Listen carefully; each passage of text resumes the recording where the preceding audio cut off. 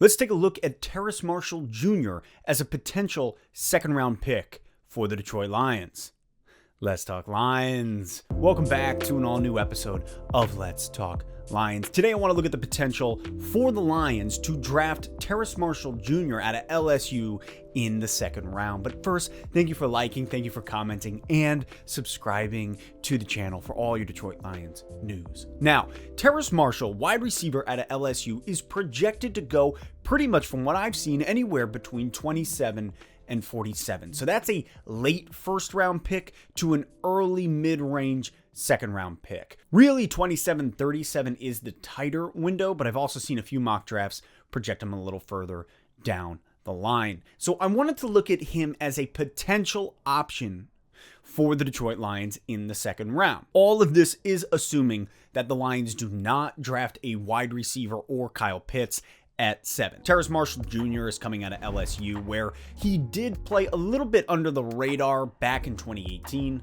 when he came in, because at that time it was Joe Burrow tossing the old pigskin to one Mr. Justin Jefferson and Jamar Chase there as well. So there he is playing under Jamar Chase, Justin Jefferson.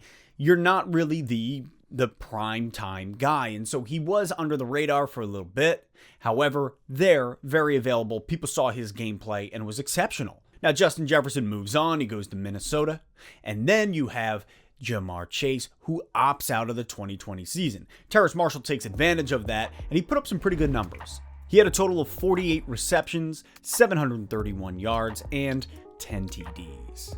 He also ran a 4.38 40. However, something to look at is after the 7th game, I believe it was game 7, he opts out for the rest of the season in order to prepare for the NFL draft. Now, my own take on this is I do not love him opting out for the rest of the season in order to prep for the draft.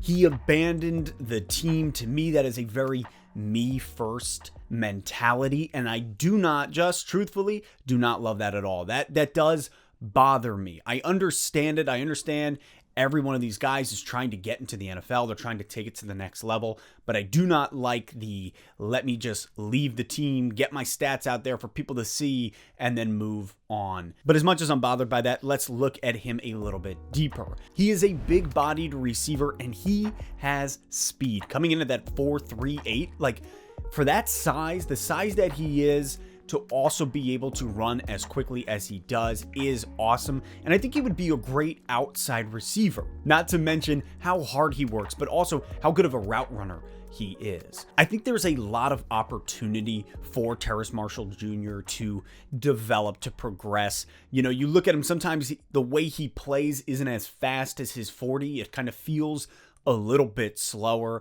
but I think when you start to develop, you see the pace of the NFL, the way that you're playing against these corners, things can change, and I think he can develop into a better player than he even is now. Now, the only thing that does worry me is that me first mentality, getting out there, a very egotistical way of looking at yourself, in my opinion. Now, I do believe that there is a lot of opportunity for him to develop as a man, but also as a player. And so I do think that if he were to drop, as it's expected, in anywhere in that 27 to 45 range, most likely 27 to 37, if he were to drop past 37 and be there at the 41 spot, and the Lions did not draft a wide receiver in the first round, or Kyle Pitts, I think he's a phenomenal choice for the Lions in the second round. Yes, there are some things that do scare me.